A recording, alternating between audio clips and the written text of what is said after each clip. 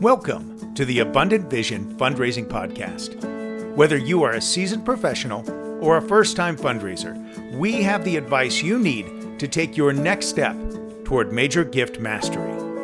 I'm your host, Tom Dauber, President of Abundant Vision Philanthropic Consulting. Welcome back. So when we started this series, the plan was to release it as a 3-part conversation.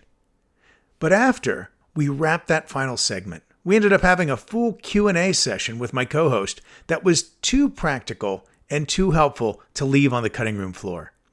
So today's episode is a bonus section. You will hear real questions, real scenarios, and some deeper explanation of the concepts we covered in the first 3 parts. If you found yourself wanting more specifics or wondering how these ideas play out in real situations, this session will fill in those gaps. Let's jump into the Q&A.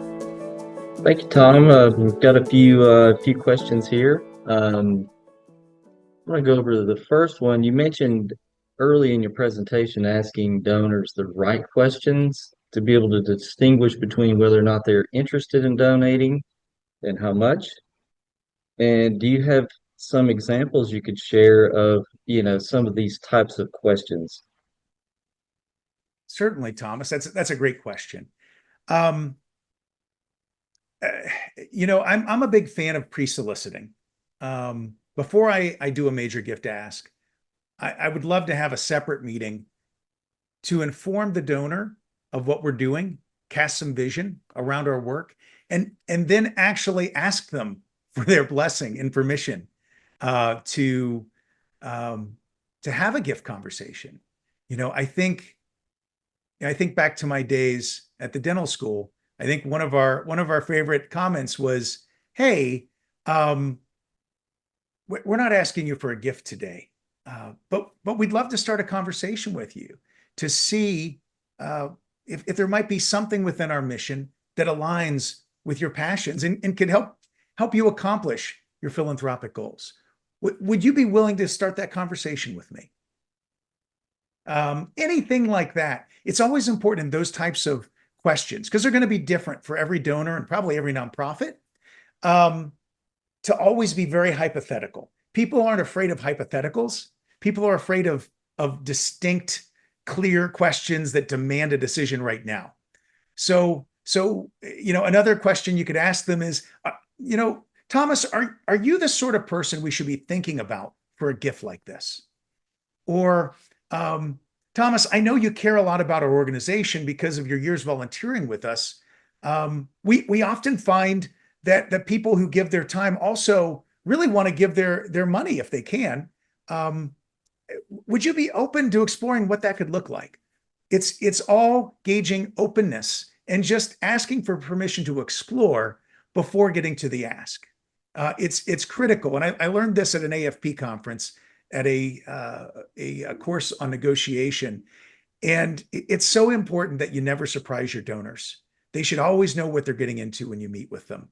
We never want to bait and switch them with anything. Very good. Thank you, Tom. Got a couple of questions here on the, you mentioned a 1-page brief. And some particular sentences that should be included in the 1-page brief. Do you have anything there that you could share to allow some of our participants to maybe take a couple of notes? Well, you're talking about in terms of, oh yeah, exactly. So that was, the 1 sentence of purpose that names the human outcome, the 3 sentences that describe the future you're building, the 1 sentence that connects vision to a first milestone, 1 sentence that states the funding required for that milestone and the time horizon, 1 sentence that invites partnership. And so I don't have a specific one that I give to people. It's going to be different for every organization. But if you just think about, if let's say you're trying to feed folks that don't have food in your community, your sentence of purpose, really you should have that already, right? Because every organization should have a vision statement and a mission statement. And so it's taking that and crafting it around and putting it in narrative or sentence form, right? And then when we're thinking about the future that we want to build, again, it's not about funding the gap. It's not about, I want to make sure that we have enough money to meet our goals this year. It's, what would the world look like if there was no hunger?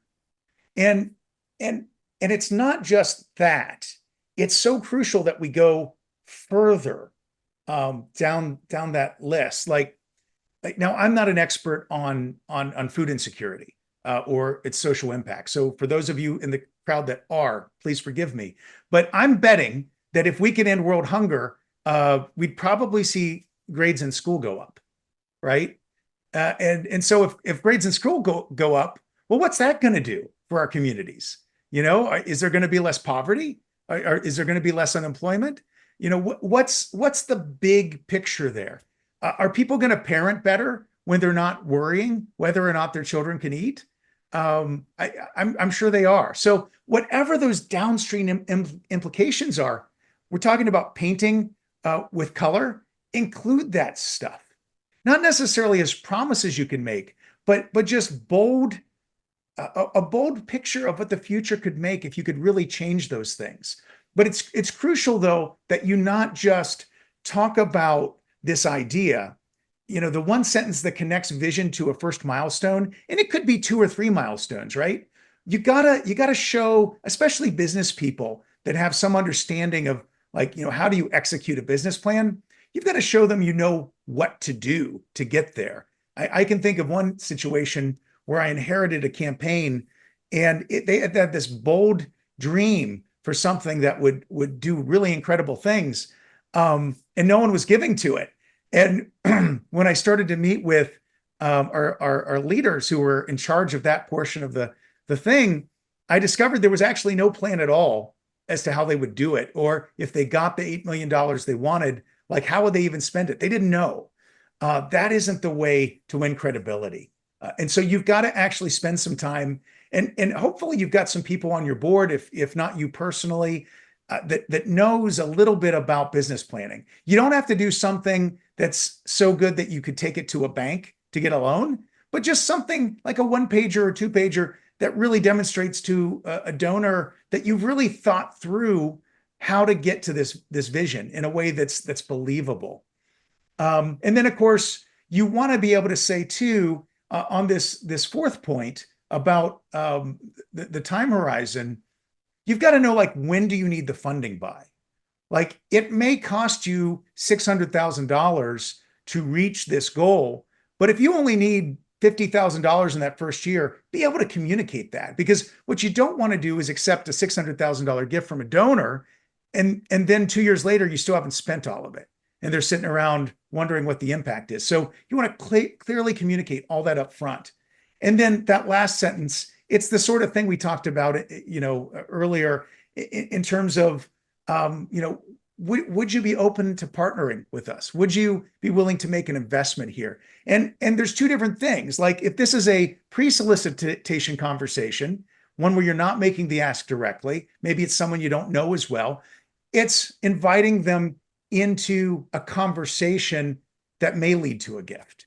But if it's like your board chair and they're on board and they know you want to ask them for a gift, then it's, yeah, could you see yourself making a 6-figure investment here, and then have some things and make it a conversation, right? You want to have some thoughts in your head about, well, a 6-figure gift could be, $999,000. It could be $500,000. It could be $100,000.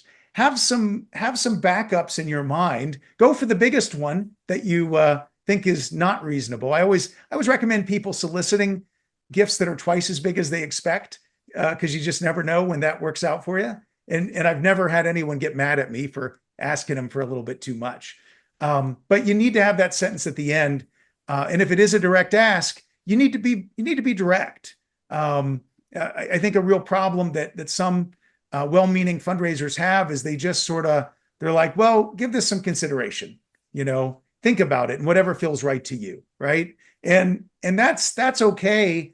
But there's a lot of people out there that if you really tell them what you need and what you're hoping they'll give, you don't want it to be demanding.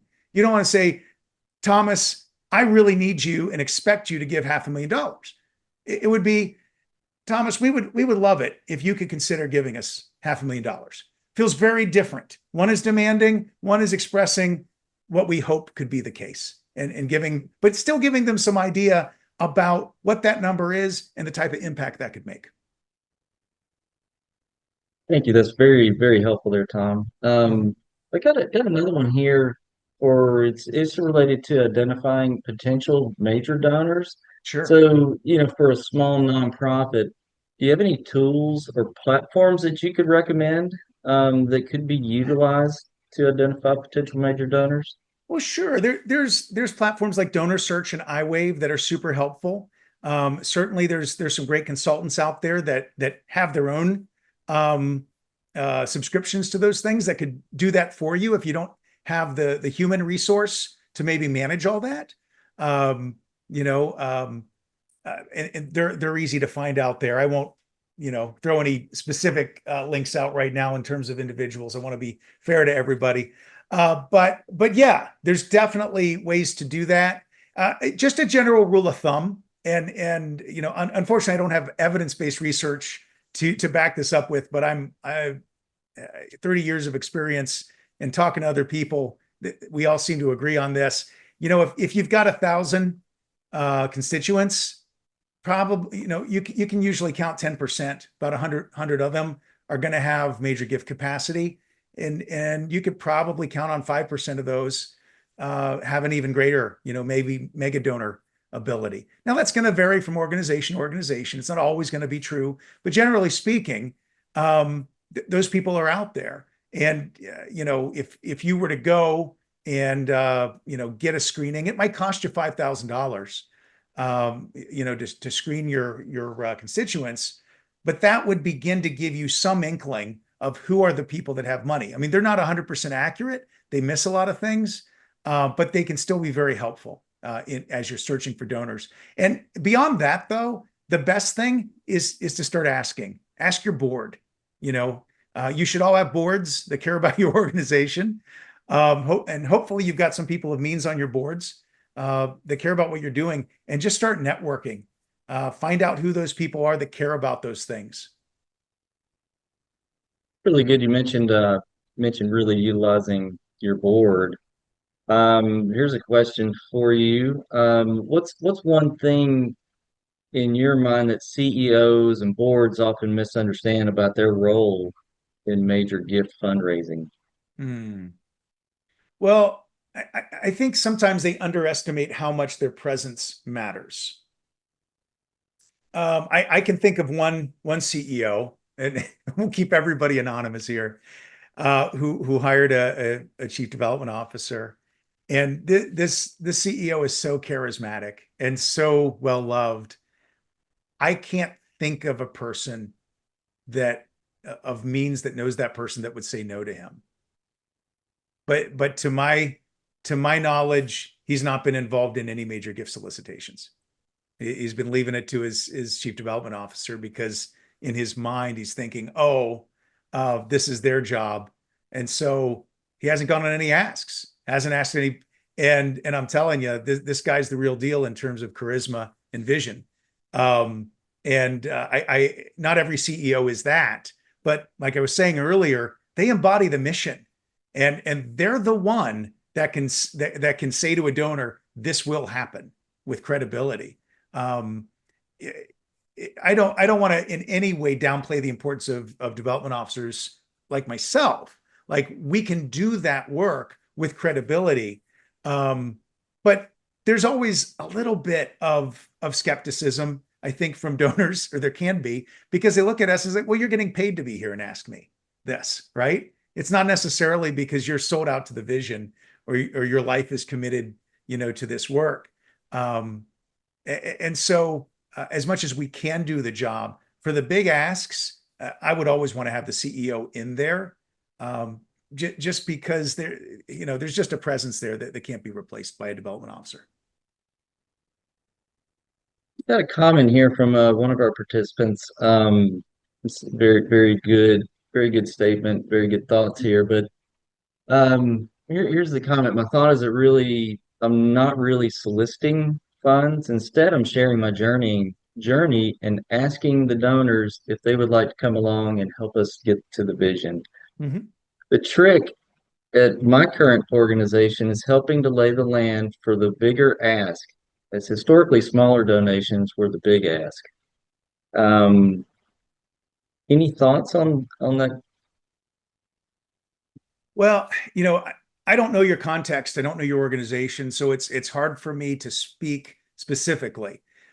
But my gut is for the average nonprofit, what you're talking about, casting a vision, inviting people to partnership, that's certainly you're going the right direction. But I would say you're stopping short. Um, if someone says yes, yes, I love your vision, I want to be a part of this. If you go one step further, and this takes some courage, it's the next question is, well, what might that look like to you? What would you have in mind? And really get them to start talking about what they might want to give. Furthermore, I would say you might even want to have some numbers in mind. You do you, my question to this person, if I were their coach, would be, well, how much does the whole vision cost?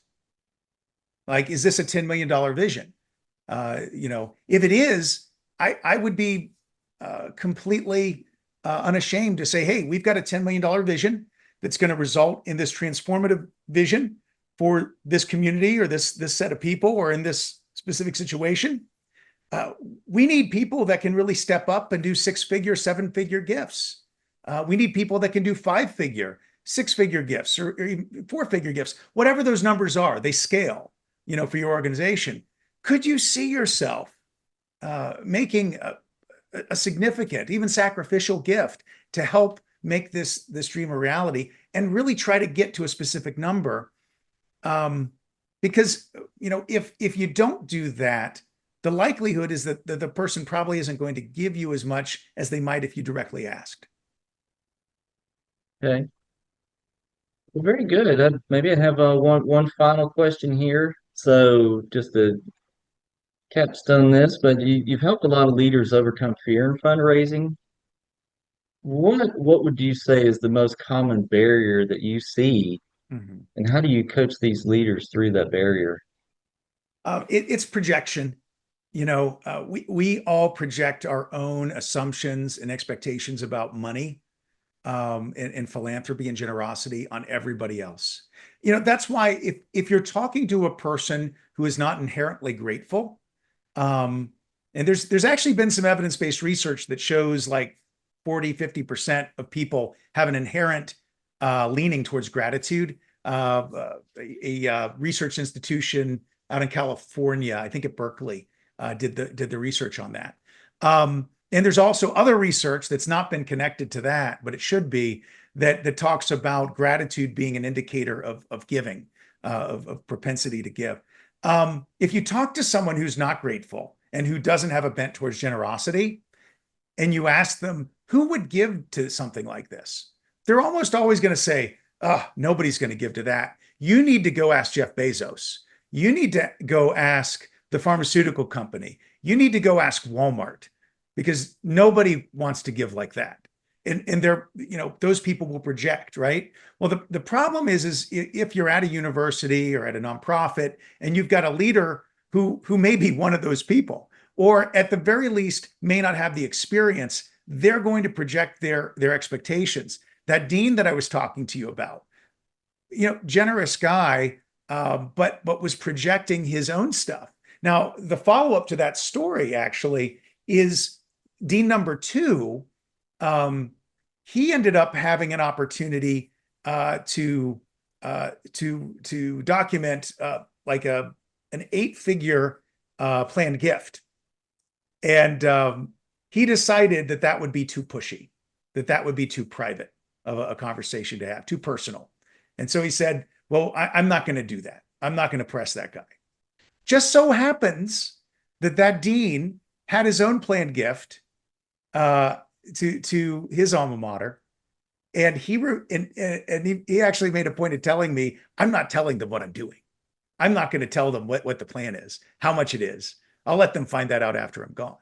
Well, well, a development officer working for him ended up talking with that individual with the 8-figure planned gift and ended up booking it, despite what the dean told them.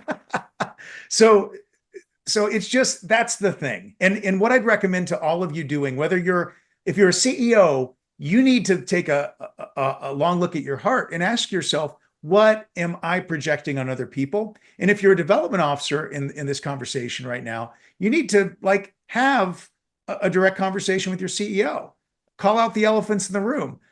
What assumptions are you bringing to fundraising? What attitudes about philanthropy is coloring the way you see our work? Direct conversation, thoughtful conversation like that, as long as people are open to it, it can be really beneficial. Thank you so much. That was very good information, all about building that network and leveraging your network, utilizing your board. So important. Thanks, Thomas. Well, if there aren't any other questions, is this where we close things up, Thomas? Great. Well, I want to thank everyone again for coming out today. It's been a real privilege to be able to speak with you and share with you from my personal experiences. Take care and God bless. Now, if you've enjoyed this podcast, please be sure to subscribe and give us a 5-star rating on your podcast provider. I'm your host, Tom Dauber. Thank you for joining me as we journey together towards major gift mastery on the Abundant Vision Fundraising Podcast.